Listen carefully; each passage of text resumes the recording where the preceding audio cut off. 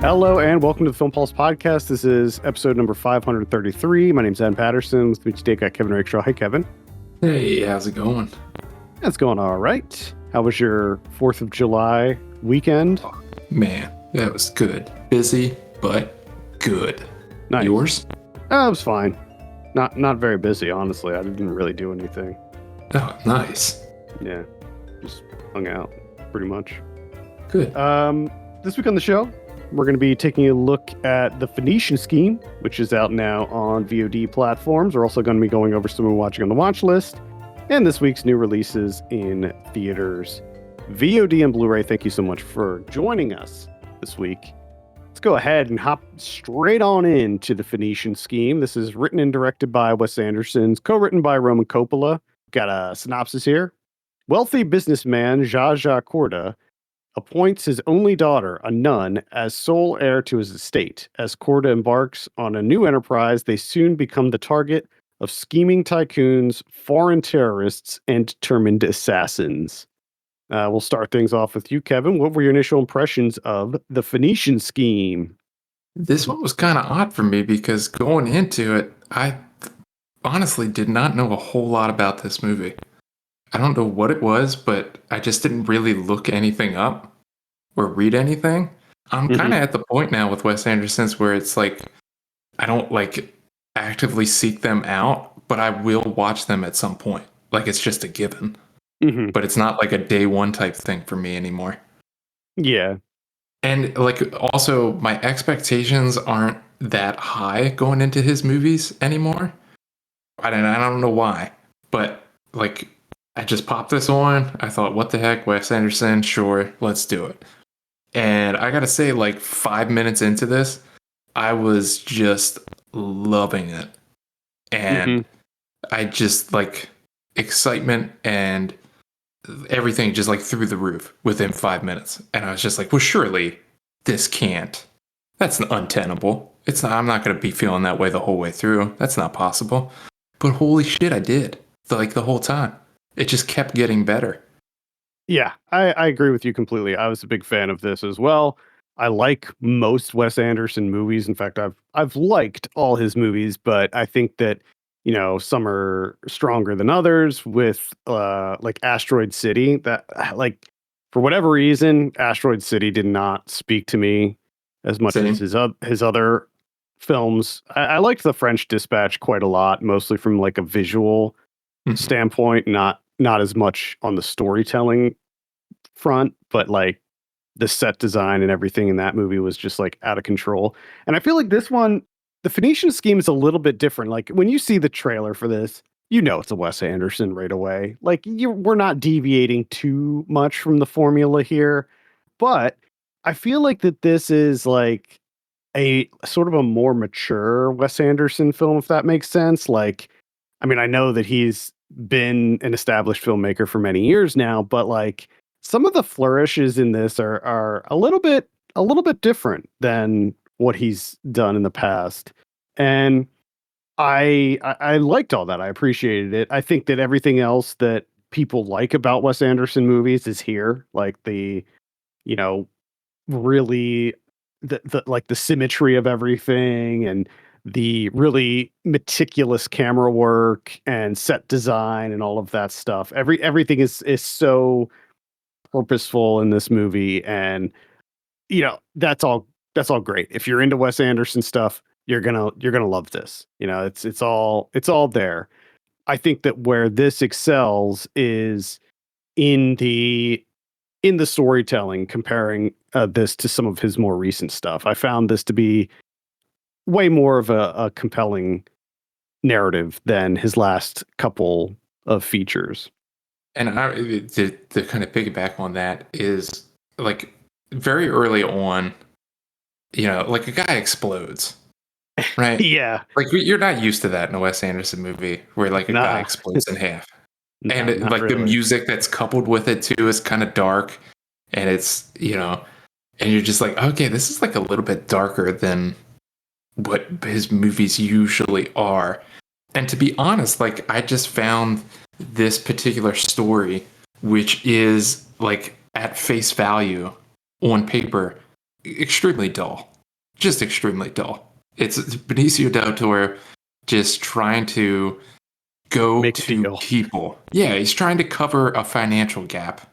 And it's just, it's broken up into these sections of him going to either a particular person or a particular group of investors just to see if he can get them to cover, like, I forget what it was exactly, like 20 or 25%. Mhm. And then just throughout the movie, it gives you little updates of like where he actually is.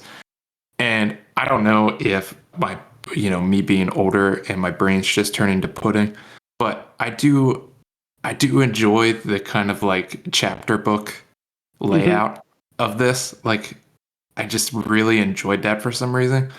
But also too, like, even though that it's an extremely dull storyline, to me this might be like his most exhilarating, thrilling movie to date.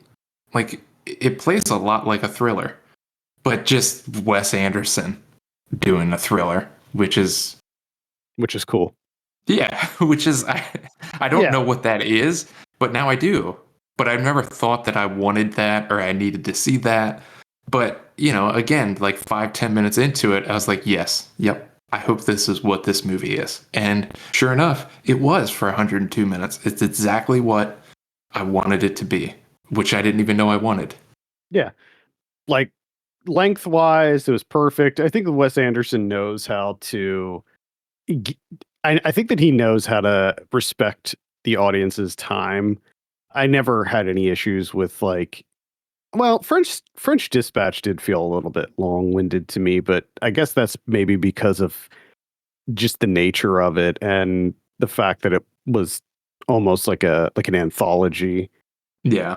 So that had a little bit of a different vibe. But to your point about the kind of being darker or containing more like darker elements than his other than most of his other movies. I agree with you. It did feel a little bit darker. Now, certainly, like his other movies do dabble in that stuff. I mean, I'm thinking of like Royal Tenenbaums. There's the attempted suicide scene in that, and then in Life Aquatic, the pirate scene, which is like kind of wild to throw that into that movie. So like he's dabbled in that before, but I think that he does it more in this one. Like there's more conflict in this one than a lot of his other movies.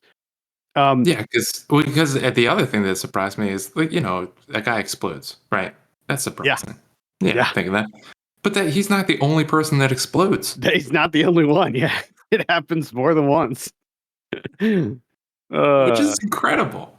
I will say that this is also funnier than, at least in my opinion, Oh yeah, funnier oh yeah, than a lot of his newer movies. Like, laugh out loud funny. I mean, I loved the writing in this. The dialogue was just, it was on point. Like, it was so funny. There were so many good lines and sequences. I mean, yeah, it was like quirky, like most Wes Anderson movies, like kind of over the top quirkiness, but at the same time, it was the line delivery, like Benicio del Toro, and this was so funny, and everybody just reacting off of these ridiculous situations that they're constantly being put in. I thought all of that was great. I mean, Del Toro's performance is phenomenal, and it really just kind of holds all of this together. But also Mia, what was it, Tripleton or Hmm. Appleton? Yeah, Just those two, the way they play off of each other yeah. was absolutely perfect. You have the music is phenomenal, but it's a little bit darker, a little bit more sophisticated than what Wes Anderson's usually doing to a certain extent. Hmm. The camera work and the cinematography is just great because with the chapter books you have to go into different locations because so you have your settings are varied. Then not only that, but then every time Del Toro essentially is assassinated or comes Attempted. very, very, very, Very, very very close close. to being assassinated, he has these like biblical type visions that are done Hmm. in black and white, which are very striking, which is kind of like This is kind of surprising from Wes Yeah, Anderson. those those little interludes that pop up throughout, those are like don't feel like Wes Anderson at all, other than the fact that they're like so again like incredibly symmetrical, very meticulous, but they're great. And just like you said, the comedy is great. It's just the cast of characters, all the performances, Mhm. everything that happened. I just, again, this is for me.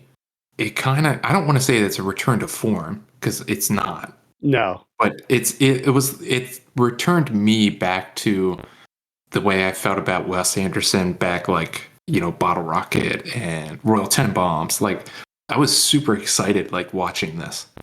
Like, Yeah, this was exhilarating for me. Like, I appreciated and I really enjoyed French Dispatch. I was like you with Asteroid City, where like I kind of like it, but it didn't really speak to me, which is a mhm. bummer because the setting and everything about it's great, but it just didn't work. This, like, I don't know what it is. Just all of these elements came together, and it was like took me right back to like early career where I was just like, yes, fucking Wes Anderson is the best. Yeah.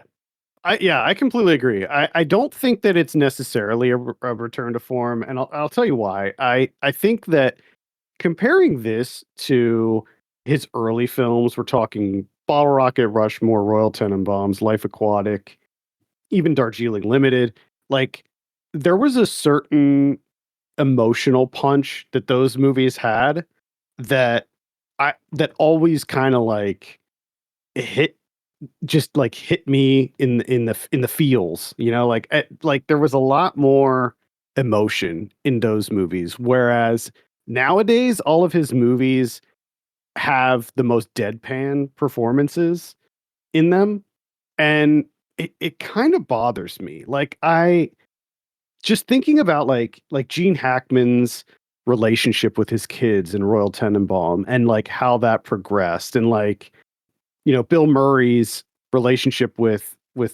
his possible son, Owen Wilson, in Life Aquatic, and like where that journey takes them. I feel like that there's this kind of disconnect between the audience and the characters with a lot of his newer movies. And there's not necessarily like it's it's not there's not a problem with it. It's a very purposeful thing that he's doing, but it just makes me want to go back and experience those moments again. Like, the like the slow motion outros like in Life Aquatic when Bill Murray puts the kid on his shoulders and they're walking in slow motion, or in Royal Tenenbaums the same thing at the end. Like those kind of like really big kind of emotional beats that I feel like he just doesn't really do anymore.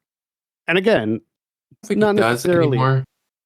Didn't Sorry, mean go to ahead. cut you off there. Didn't mean to cut you off there, but I know what you're saying, and I agree to a certain extent. But I do like that his emotional punches now are far more understated than they used to be. They are, and the thing is with this movie, he's it's more evident in this movie, I think, than some Oh of yeah, his previous ones. The relationship between Benicio del Toro's character, Jaja, and Liesel, Mia Thrippleton's character, like that was a very kind of understated relationship, but it did, it was kind of dipping its toes back into the kind of more emotional, hefty, you know, vibes that he had in his earlier works, which is another reason that I found myself enjoying this a lot more than some of his other, more recent works. yeah, and I think just the storyline, the narrative, everything that's kind of contained in here, that his his extreme deadpan kind of approach worked really well, coupled with this type of story. This kind of, again, just financial, Hmm. ridiculous, over the top financial negotiations that do not go well, Yeah, and you're dealing with interspersed, interspersed with assassination attempts. yeah, and you're dealing with characters who are like, you know, Saudi princes or like whatever Tom Hanks and Bryan Cranston were like, They're you Ubers. know, They're ballers. What are you talking about? the uber, like uber rich business people that are kind of soulless to begin with. Which, yeah, I mean the basketball scene, which you do see part of in the trailer, and I think they actually did release that as a clip. It's one of the funniest scenes in the movie. I Yes. loved it. The first time that Riz Ahmed throws the basketball and he throws it up through the hoop and down. And they're just like they're so funny. My God. Yes. And the first time that, because they're playing like some sort of horse. Yeah. And Bryan Cranston, when he he just does his play-by-play color commentary of his layup. So Mm. ridiculous. And I like how Benicio del Toro agreed to do the contest. Or actually, he suggested the contest, didn't he? Hmm. Yeah. And he was so bad. Yeah, it was great. He's doing whatever it takes, man. He's got to Yep. cover that gap. Got to do anything to cover that gap. Yeah, so you got a really great cast in here. Some of these people are in very small roles, small but impactful. I would say like small but meaningful, except for maybe like Willem Dafoe, who's just like in here for a second and Yeah.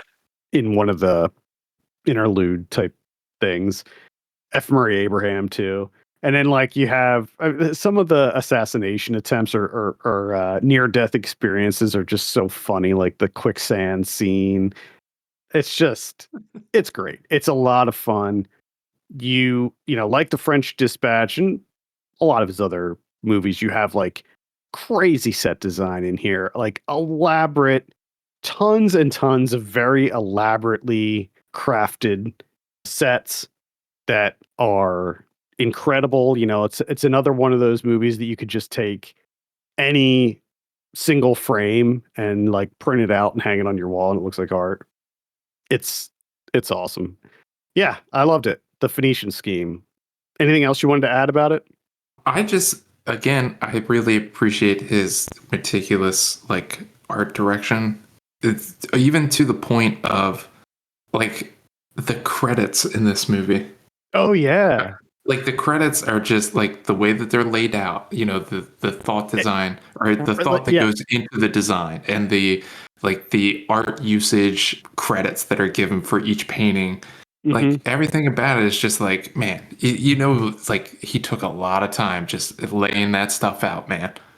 Well, apparently, like that's part of like why all of these like really great actors want to work with him because he's just such an efficient director that like he never requires a lot of time from the actors because he has everything, like each individual shot mapped out to the point where like he rarely has to do more than a single take on any given scene or any shot because he just knows exactly how it's going to be and he has it completely mapped out.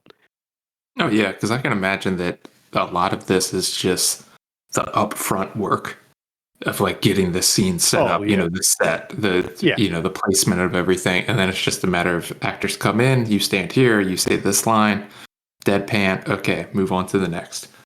Yeah. And he's been doing the same kind of thing for how many years now? So Yeah, he has it down to a science, I think, at this point. But I mean, you look at that one still image of the opening credit scene with him in the bathtub, and like the you, overhead, yeah.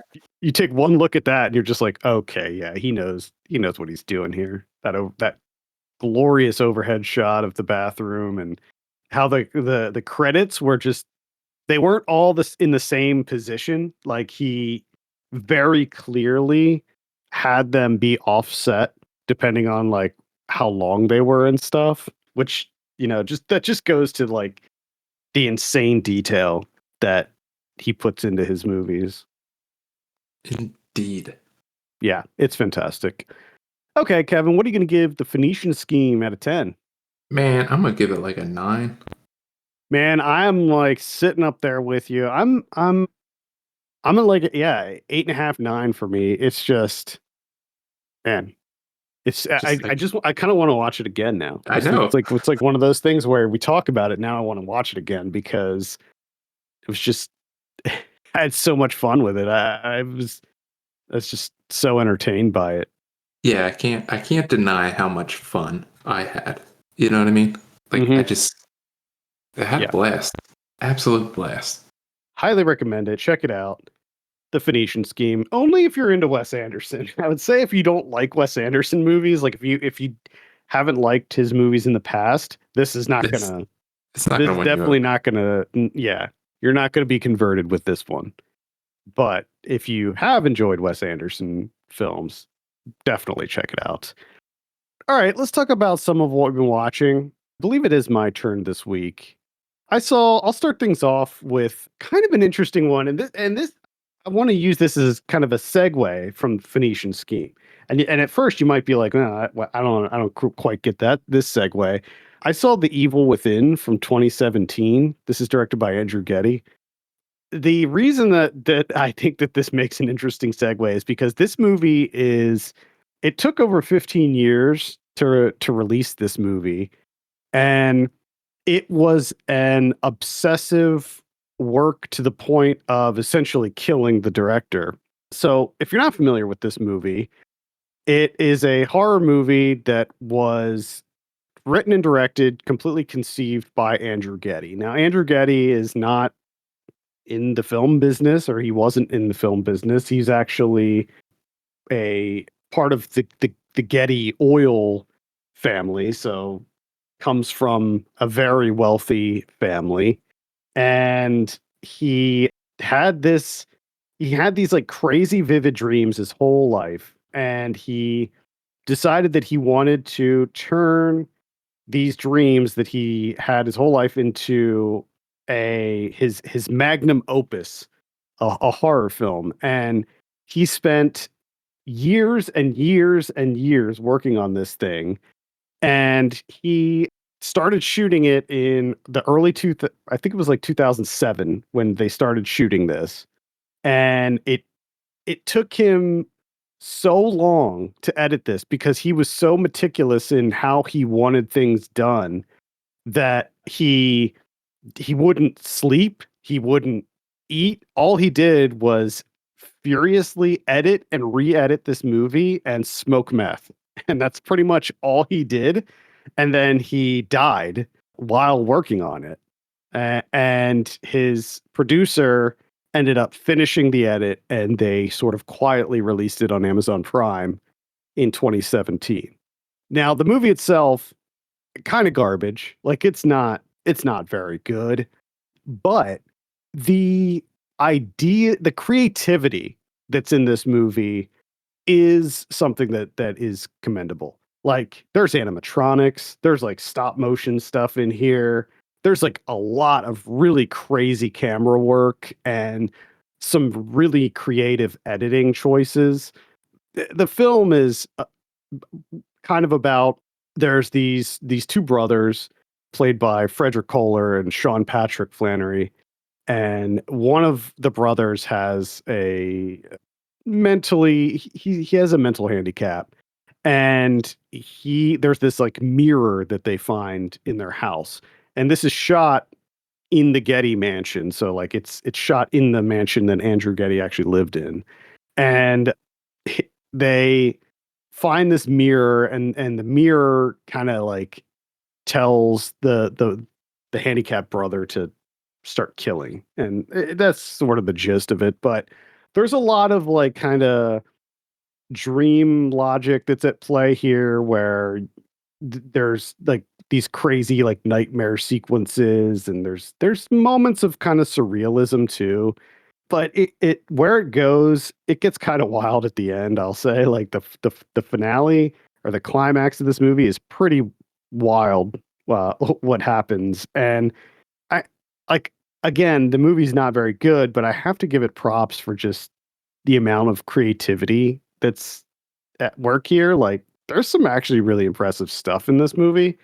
It's just like overall not very good, and it certainly doesn't work in 2025, and it definitely didn't work in 2017 either. Maybe if this actually was released in 2007 when it was shot, maybe it would have been a little bit more acceptable, some of the content that's in here, but yeah, interesting nonetheless. But it's also one of those movies that like the backstory of how it got made is sort of more interesting than Yeah. the movie itself. Yeah. I can see And that. like Andrew Getty, he completely self-financed this, and it cost him like $5 million.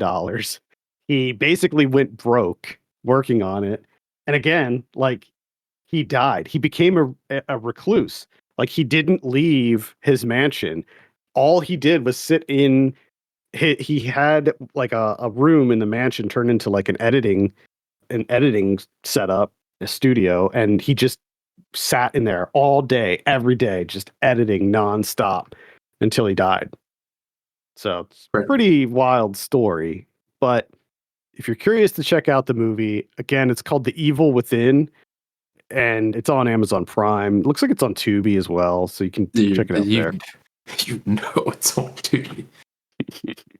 No, it's Hmm. on Tubi. Roku channel. Freaking. Oh, there's new ones I haven't even heard of yet. I'm gonna click this one real quick. Runtime TV. Oh, Runtime. Runtime.tv.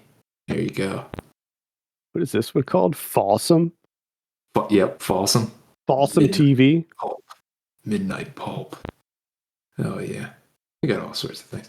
I have no idea how to segue into my movie because my movie is maybe like the exact opposite of what you just talked about. And it's an indie film from Lucy Kerr called Family Portrait from 2023. This is on Tubi. This is like a perfect lazy Sunday afternoon type movie. There's really no narrative to speak of. It's just this family's together. It's like summer Texas. Family together, and they're just kind of like around the house, right? And the whole thing is it's leading up to they're going to get a family portrait taken. They do it every year, And the one daughter's just like trying to find out when in God's name we going to take this family portrait because she and her boyfriend need to leave. And that's all it is. It's just like, a lazy afternoon, just family hanging out, just really doing nothing, just chit chatting, talking, and just when is this family portrait going to be taken? And then like the mom kind of disappears, but things do get a little bit weird towards the end, just like in terms of like time. Things like, kind of like fold in on itself, but it's nothing wild or crazy or anything. Mhm. But it's just one of those movies that like the pacing of it, like the scenery, the setting, the pace, the just everything about it. If you're in tune to that, like I said, like lazy Sunday afternoon, man, does it hit the spot. It's perfect. It's one of those movies that like maybe you'll take a nap halfway through, and it'll probably be a phenomenal nap. Nice. Love it. Love those movies. Again, that's Family Portrait. I saw Thunderbolts. This is out now on VOD. This is the new Marvel. It's directed by Jake Schreier. What did Jake Schreier do? Oh, he did Beef and Paper Towns, Robot and Frank, brand new cherry flavor. So I had heard that this was like pretty good compared to a lot of the more recent Marvel movies. And I saw the last Captain America and I hated it. So I kind of went into this thinking like, probably can't be worse than the last Captain America. And fortunately, it wasn't. It was a lot better actually. I didn't quite know what to expect with this. You have here a cast of characters that are sort of like the B team. Like they like these are all characters that like wouldn't be able to command their own movie, but maybe you put them together and it's kind of like Marvel's Suicide Squad, I guess, in a way. You have Florence Pugh in here. She plays Black Widow's sister. She was in the Black Widow movie. She was Yeah, so she's kind of an well, I mean, all these characters have been in previous Marvel movies. I think most of them have actually, not all of them. At any rate, what you have here is a pretty fun kind of like espionage thriller that includes some interesting superpower type stuff. There's a moment where like there's this person who has the ability to like kind of suck you into your own thoughts and like you like your most horrible memories, and a large portion of the movie is them like navigating through their own minds, and you have this again sort of like surreal dream logic type stuff that's happening, which kind of surprised me. I didn't expect to see something like that in this movie, so that was kind of fun. And then the action sequences were like pretty good. Like the writing was good. It's funny. Like it's definitely comedy forward. And I thought that it was the thing that bothers me a lot about Marvel movies is that they all tend to feel the exact same, where it's like, oh, there's this, there's this group, and then there's this like threat that's gonna like blow up the world. Like, and every one of them ends up feeling the same. But this was a much more kind of a bit lower stakes. And I kind of liked that. And the bad guys that were in this had they he has the ability to sort of just like blink people out of existence. And the way that they show that visually is really awesome how they did it. Like the way that he does it is like he doesn't even do anything. He just kind of looks at you and like you're just gone, and it's just a black like shadow of where you used to be. And the effect that they did and how they did it is really really cool.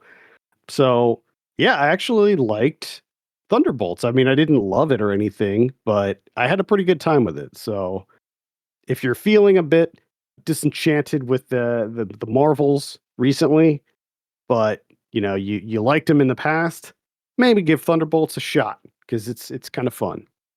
Okay. All right. The last thing that I watched, because I did a bunch of rewatches. You had your Jaws, and Yeah, I then watched Jaws as well. watched Jaws. I rewatched Piranha, which is a Another, fantastic movie. yeah. That's a great one. But another one that we watched, another kind of like modern take on Jaws, is The Bay by Barry Levinson. This is like an old school found footage one. Yep. This is like, 2012 found yeah. footage from Barry Levinson. Now this is perfect because it takes place on 4th of July in the fictional town of Claridge, Maryland. As you know, I do craps every 4th of July, so it was like, dude, we have to watch The Bay, Yeah, and naturally. you gotta watch The Bay. This is on Tubi, by the way, and it pretty much centers around tongue-eating louse. If you've ever heard of them, it's a parasite that shows up in fish. It kind Hmm. of kills the fish's tongue. The tongue dies and falls off, and then the louse just replaces the tongue. And every time the fish tries to eat, louse gets it. And man, you ever see pictures? These guys are so happy. They're just having the time of their life. It's a great setup for them. This, in terms of a found footage movie, is straight up fucking garbage. It makes no sense. Yeah. Like, because I feel like this is at the tail end of the the craze, or whatever you want to call it, and it's Barry Levinson doing found footage, and you get the sense that he doesn't quite understand it, because there's moments where like, okay, yes, this couple is taking footage of their boat ride, got it, and then there's other stuff that just doesn't make sense, like, how did you get this footage? How did Right. this footage survive? Like, what, how do you get this camera angle? Like, what in God's name is happening here? All of it's just an absolute shit show, really. But like when it comes down to the like gore, like horror aspects of this, I thought it was pretty. It worked pretty well for me. Like, it was really disturbing, unsettling, just fucking disgusting. Because it's just everyone gets infected with tongue-eating louse, and they're on steroids, so they're super parasites. Mhm. They don't know their own strength, Because the last thing a louse wants to do is kill you. It just wants to be your tongue and get all your food. Well, these guys are hopped up on freaking chicken shit and steroids. So they just eat you from the inside out. Which, guess what? Unbelievably disgusting. Yeah. Just disgusting. So it's like, if you're looking for something on the 4th of July, that's the only way I can really recommend it. I would not watch this at any other point in the year. It just doesn't work. Yeah, I remember being slightly disappointed with this, but yeah. I feel like this is probably an instance of it would have just been better not being found footage. Yes, 100%. All right, that's The Bay by Barry Levinson. Let's take a look at what we have in theaters this week. Got Superman, that's the biggie. I'm pretty excited. Superman. Yeah, I'm excited for this. James Gunn doing Superman. Liked the trailers. Looks like it's going to be a lot of fun. Looks good, like it's going to harken back to the classic Superman movies, the Christopher Reeves era. So I'm all for it. Very excited for this. All right. Yeah, Nice. that's really it for theaters. Yeah, everything's pretty much getting out of the way of Superman because it's going to be a biggie. On VOD this week, we got Karate Kid Legends hitting VOD. This is on the 8th, by the way. We got Else, which is a kind of an interesting looking horror movie about some sort of like virus or something that causes you to merge with with the environment. Like you like melt into like your floor or something or whatever you're around. It looks Okay. kind of wild. It looks like a crazy like body horror type of thing. We also have Oblivion. Then on the 11th, we have Sovereign.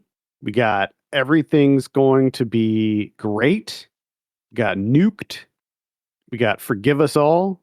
Bang. And that's the Bang starring Jack Casey. I don't know who that is, but like he's his name's there big and bold at the top of the poster. Should we know who he is? I don't know. Jack Casey. Bang. Yeah, good luck. Good luck at trying to find this on freaking Letterboxd. There's like 80 movies named Bang. Makes sense. Yeah. I mean, it's a really incredibly generic title. We have Hot Spring Shark Attack.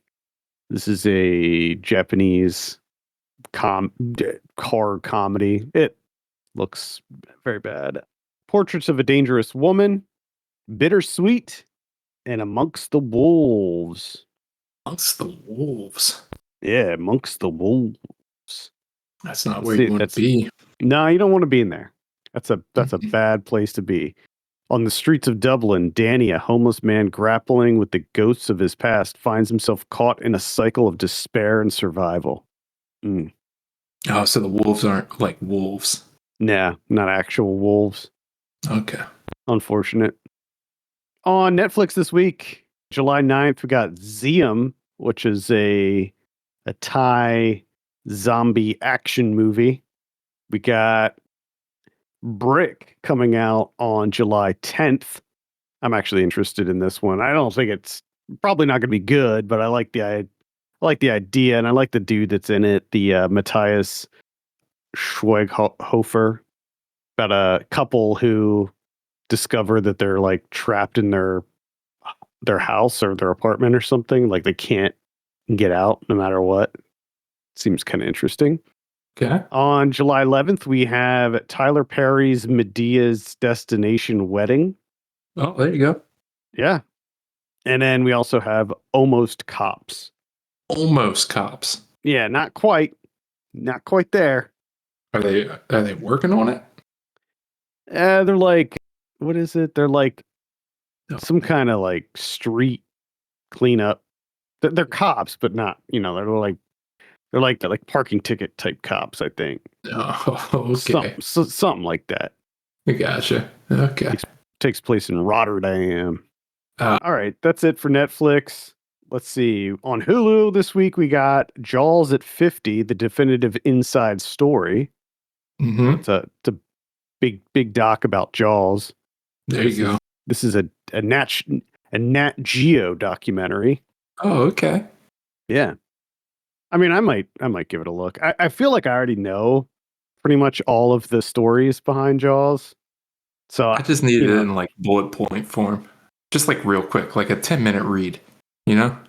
Yeah, I don't know if this would be a 10-minute read necessarily. Like, I don't see the runtime, but something tells me that this is probably a long one. And then on Shudder, we got Push coming out. This is a home invasion thriller about it's a woman who's 8 months pregnant, and she's like trying to sell this house. And apparently this house is like cursed. And then there's some sort of killer that is coming after her in this cursed house. Looks like it could be pretty good. Yeah, maybe I'll give that a look on Blu-ray this week. Let's see, we got Sinners coming out. Definitely recommend checking that out if you haven't seen that yet. Yes. Clueless is coming out in 4K. We got Earthquake from 1974 coming out in 4K. Abigail coming out in 4K. The Amateur, Until Dawn, In a Violent Nature, all these 4K. Batman Ninja, The Legend of Ochi, which I started watching but never finished. I really struggled to like that movie's like visually absolutely stunning, and the like creature design work and the animatronics are like I've never seen before. I mean, these creatures looked real. Like, I mean, it was holy crap. The most impressive animatronics I think I've ever seen, or puppetry rather. But the story is just really kind of bland, which is really unfortunate because everything else was so strong. But I might try to go back and finish it. Man on Wire from 2008, Cafe Flesh from 1982. Oh, Cafe Flesh. Yep, Cafe Flesh. This is a Mondo Macabro release. In the future, humans are divided into sex negatives and sex positives. The negatives get sick if they have sex, so they go to Cafe Flesh to see positives who are forced to perform on stage for the negatives. Lana is a positive who everyone thinks is a negative, and she must decide whether to come clean or not. All right, then. Yeah, that's interesting plot. All right. We got The Little Things from 2021. Hell of a Summer. Got The Rule of Jenny Penn. Sugar Hill from 1974. Shadow Force. That's pretty much it. What about Criterion's? Oh, we got one, and that's Barry Lyndon from 1975, Kubrick. Oh, yeah. That's a 4K. Whoa. Putting that in on 4K. That's a digipack. Yes, sir. Yep. Got a good old digipack there. You got so many interviews on here, probably more than you know what to do with. So many interviews. All right, cool. Well, I think that's going to do it for this week. Thank you so much for tuning in. You can send us your questions and topics to podcast@filmpulse.net. And if you could, consider giving us a review on your platform of choice. For Kevin Rickshaw, my name is Dan Patterson. We'll see you next week.